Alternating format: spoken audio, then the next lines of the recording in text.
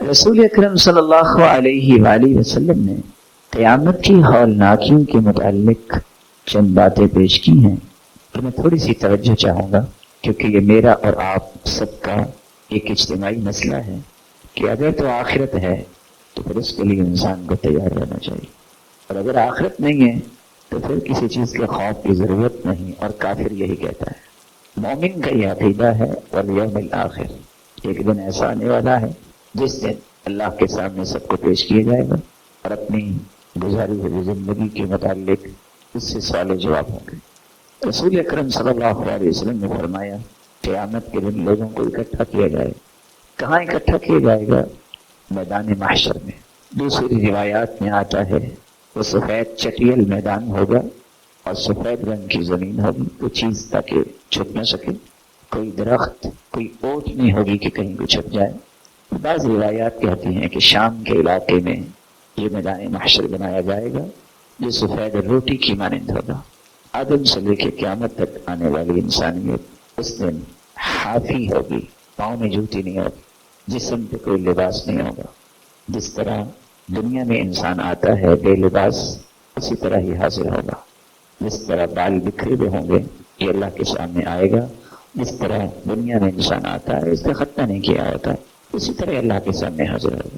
اتنی بات سننے پہ قیامت کی ہولناکیاں بھول گئی سیدہ عائشہ جو روایت کر رہی ہیں، ان کو ایک اور فکر چمٹ گئی، کہتی ہیں یا رسول اللہ، اے اللہ کے رسول صلی اللہ علیہ وسلم، آپ فرما رہے ہیں کہ قیامت کو اللہ کے سامنے جائیں گے، لباس نہیں ہوگا، کیا دنیا میں تو ہم نے پردہ کیا، حفاظت کی، تو قیامت کو مرد اور عورتیں ایک دوسرے کی طرف دیکھیں گے؟ آپ صلی اللہ علیہ وسلم نے فرمایا یا عائشہ، اے عائشہ، اتنی ہولناکی ہوگی کہ کسی کو دیکھنے کا خیال بھی نہیں آئے گا۔ ہولناکی کیسے ہوگی؟ اس کی وضاحت دوسری حدیث بیان کرتی ہے، صحیح مسلم کی روایت ہے، رسول اللہ صلی اللہ علیہ وسلم نے فرمایا ہر شخص اپنی بد اعمالی کی وجہ سے پسینے میں ہوگا۔ کیسے پسینے میں ہوگا؟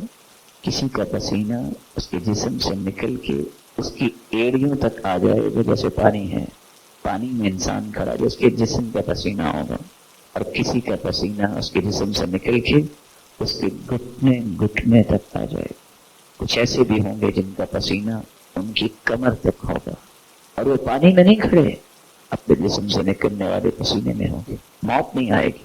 آپ سوچ لیں کہ جسم سے نکلنے والا پسینہ انسان کو کتنا پریشان کرتا ہے۔ آپ سب گرمی میں 8 گھنٹہ گرمی میں کھڑے ہو کر دیکھیں کیفیت کیا ہوتی ہے، اور کچھ ایسے بد نصیب ہوں گے ان کا پسینہ ان کے منہ تک ہوگا جیسے لگام پہنائے۔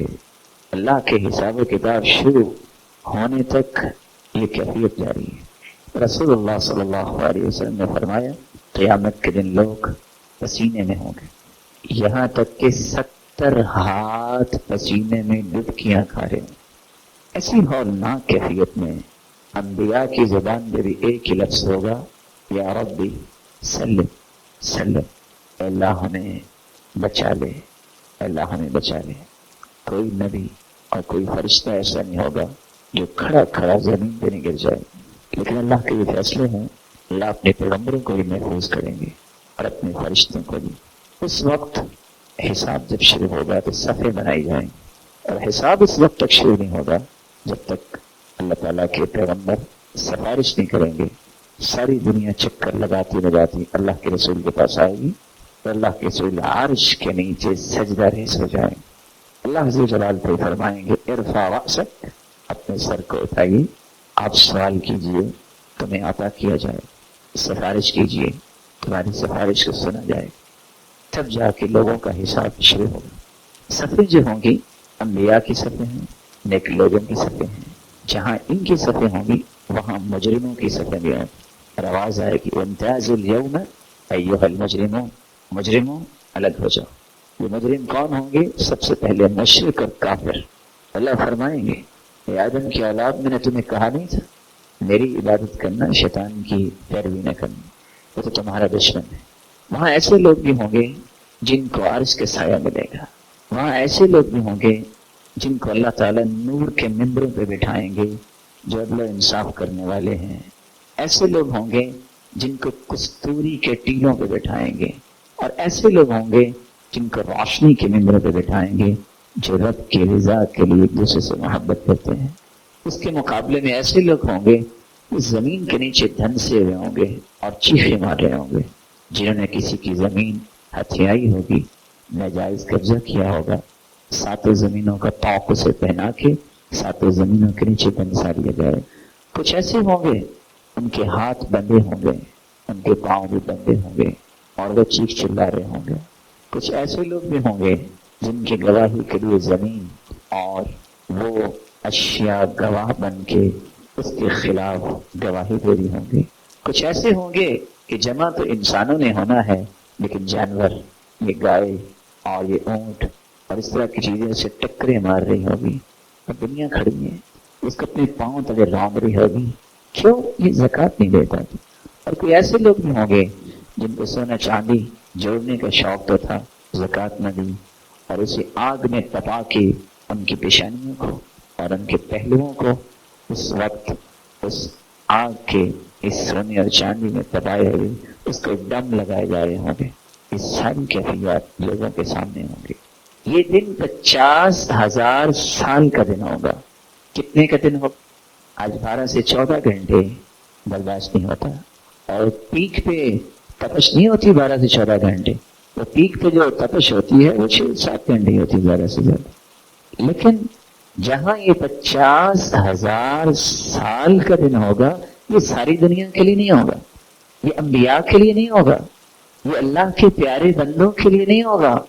یہ بات سمجھنے والی ہے کیونکہ رسول اللہ صلی اللہ علیہ وسلم کا فرمان ہے اللہ کے انبیاء جو سب سے اعلیٰ ہیں ان کی تو بات ہی نہیں. جو سچے مومن ہیں جنہوں نے جنت میں جانا ہے اللہ تعالیٰ ان کی تخفیف کریں گے، ان کے لیے 50,000 سال کے دن کو اتنا چھوٹا کر دیں گے جتنا سورج عصر کے بعد ڈھل جاتا ہے اور مغرب کو غروب ہو جاتا ہے، عصر سے مغرب کا فاصلہ. اور دوسری روایت میں آتا ہے کہ اس دن 50,000 سال کا دن تو ہوگا. صحابہ نے پوچھا اللہ کے ساتھ اتنا لمبا دن کیا بنے گا؟ آپ نے فرمایا اس ذات کی قسم جس کے ہاتھ میں میری جان ہے، اللہ تعالیٰ کے پیارے بندے، نیک اور صالح بندے، ان پہ اللہ اتنی تخفیف کرے گا، ان کے لیے اتنا دن ہوگا جتنی دنیا میں وہ ایک نماز پڑھتے ہیں. اندازہ نماز کا بیان کریں گے لیکن مومن کہتے اس کو ہے جو نماز کا پابند ہوتا ہے. رسول اللہ صلی اللہ علیہ وآلہ وسلم نے فرمایا اللہ تعالیٰ اپنے نیک بندوں کو انعام کیا دیں گے؟ یہ وقت بھی جو گزارنا ہے یہ کھڑے ہو کے نہیں گزارنا. ان کے لیے نور کی کراسی کرسیاں ہوں گی اور اللہ عز و جلال اس وقت بھی اپنے بندوں پہ عرش کا سایہ تو جن کو ملنا ہے بقیہ لوگ جو اللہ کے پیارے ہوں گے ان پہ غمام بادلوں کا سایہ ہوگا. دن کی ایک گھڑی جتنا وقت ہوگا یا گھڑی کا بھی کچھ حصہ. رسول اللہ صلی اللہ علیہ وسلم نے یہ باتیں کیوں بیان کی؟ آپ کے سامنے دو راستے ہیں، 50,000 سال کے دن میں کھڑے ہونا ہے یا اللہ کے پیارے بن کے اس 50,000 سال کو عصر سے مغرب تک کا وقت دیکھ لیں یا ایک نماز کا وقت دیکھ لیں. 50,000 سال نہیں، اگر 50 منٹ بھی جو ہے اللہ تعالیٰ اتنی تخفیف کر دیں. اور ایک نماز کو دیکھیں 10 سے 15 منٹ لگتے ہیں. اگر انسان ان نمازوں کی پابندی کرتا ہے تو رب تعالیٰ اسی اندازے کے مطابق قیامت اس پہ تخفیف فرمائیں گے.